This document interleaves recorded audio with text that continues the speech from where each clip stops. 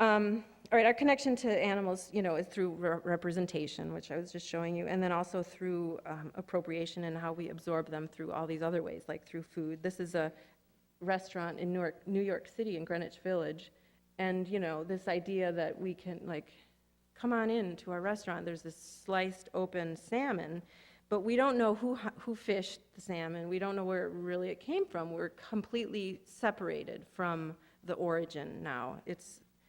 Things are packaged for us. And this one speaks to that as well, where it's a diner in Chicago, and that it says, I'm kind of amused by the excited, delicious Bonein Ham. If you really take that apart, like bone in ham, they're advertising like such a farm thing. This has nothing to do with a farm. There's no chickens, there's no farm near here. But that it's a little jarring when you sort of unpack it and think about that we don't really see the bones. I mean, you eat them. I don't know. I'm not a vegetarian, but sometimes it's jarring to think about how removed we are. We buy chicken fingers. I buy chicken fingers shaped in dinosaur shape. Even they have organic, like at Whole Foods, they sell them in the shape of dinosaurs, right, guys? Do they? I don't know. I think they do. Maybe they're shaped like drumsticks, actually, the chickens, aren't they? So this ritual that we have surrounding our food is largely lost. This is a pig roast, and it's 4th of July, and I'm like, there is a pig there. And I don't know if I had been to a pig roast before this, but the host of this party, I was like a friend of a friend, he's in the back there, and I thought he was going to yell at me and say, get out of here, what are you doing at my party photographing? Because I felt like I was intruding, or I was exposing what was already there. It was for us to see this pig splayed. So I'm interested in this idea of the sacredness that is largely lost, that we would, our core human beginnings were around hunting and the fire and this ritual and the appreciation for the animal, and that we, largely lose that. This is a lamb head with my daughter Elsa, and I bought this at a market on Devon, this ethnic market, and I was with my older daughter, and we saw it in the case, this pig, or this lamb, and I was like, oh my God, there's a lamb head. I'm coming back to photograph that lamb head tonight. And I know. And then I was like, oh, I'm going to buy it. I'm going to buy that lamb head. It was so exhilarating to think that I could take it home, and, and it was, and Ruth cried. It made her cry. She's like, Mommy, don't buy it. And she was like 7 at the time. So I attribute her little meltdown to that she was tired and hungry and stuff, but just that she reacted so strongly, don't buy that thing. And I did buy it. I snuck back. I was like, I'll be right back. And so I know, I totally still bought it. so fib, but I thought it's going to be like $20 or, I thought I'm going to be spending some money here. It was $3. The head was $3. It seemed like unbelievable that a lamb head could be, this animal is walking around, it was $3. So I took it home, and I did come clean with Ruth, and I said I bought the head, and she said it's okay. She sort of didn't care later. But Elsa, the next morning, she was poking the eye with the cellophane. She couldn't care less about the head of this thing. So I photographed it, and then we brought it to the park, and we brought a trowel. We put it in the stroller undercarriage and buried it and said, thank you, lamb, and have a good, you're by the river, and, let's have a little ceremony with this head.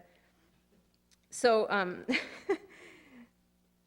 so that brings up, a lot of times this project has really got me thinking about ethics, of animal ethics, and that, I go to the zoo, and I was at the zoo with my sister, and Ruth was little, and, this rhino might as well be painted because he wasn't doing anything, and he's sort of similar to the tree painted, and just there's nothing like seeing a real animal, of course, and so it's a complicated, tricky thing that we learn so much, and we maybe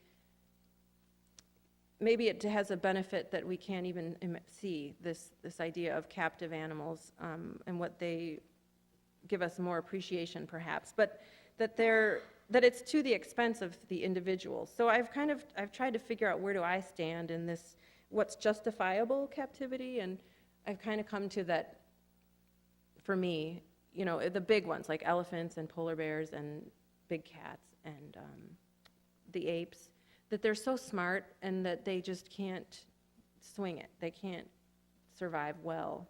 So I feel strongly about the big ones, and I don't know, some zoos really do such a great job. Like in Nashville, the elephant habitat is huge, and the elephants are happy, and they're not doing all that crazy behavior that they do in zoos. So it's a tricky thing. This is, we were at the zoo in San Diego, and these polar bears were wrestling, and the room, you can see the audience, was packed with people, and they were flipping around, and it was exhilarating, and everyone was oohing and aahing. And I felt a little guilty because I really enjoyed it, but not guilty, but just that it's so complicated because they only have that's like 1/1,000,000th of their normal range. This enclosure is I looked it up, 1/1,000,000th. So San Diego Zoo is pretty progressive. And I don't want the work to even start to dictate or do anything like that. It's just like questions of what's okay, and just maybe making us think about like how habitats are and where funding goes for zoos. This is at a small family circus, and it's called Cavallino, which is, I found out, the Italian word for miniature horse, and that was the horse's name. And they really like talk up how this horse is like part of their family. But he doesn't look his mouth, he's like, oh my God, what are you doing to me? This is the elephant house at the Lincoln Park Zoo, and this is where I get the title, obviously. You didn't guess that. So the elephants were not outside. They were sent away. They were throwing their excrement out at the audience. Okay, so when I stood behind me on the sign, you could see it. So the elephants were sent away, and all three died after this. One died of tuberculosis. The other one they didn't disclose. And then the third, when they were sending it away to Salt Lake City, it died on the way. They euthanized it because the elephant was lying down. And this one is really tragic because they rushed that third one to get it out of there. And usually it takes 3 months to crate train an elephant, and they did it in 3 weeks, and then the elephant was lying down, and they can't survive when they're lying down, so they had to euthanize it. So it's really a sad one for me. And this speaks to sort of the positive that Wyland, he's an activist artist, and he goes around the world. Have you seen these murals by Wyland? Oh, is there one in Milwaukee? Parts of it are still there. All right. Well, this is in the Keys, the Florida Keys, and I was pregnant. I remember being so tired and not having the energy to get out and photograph it, but it was so awesome.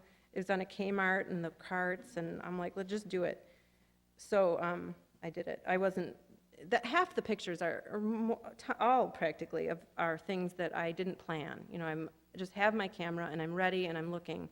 I'll get to the ones that are more planful.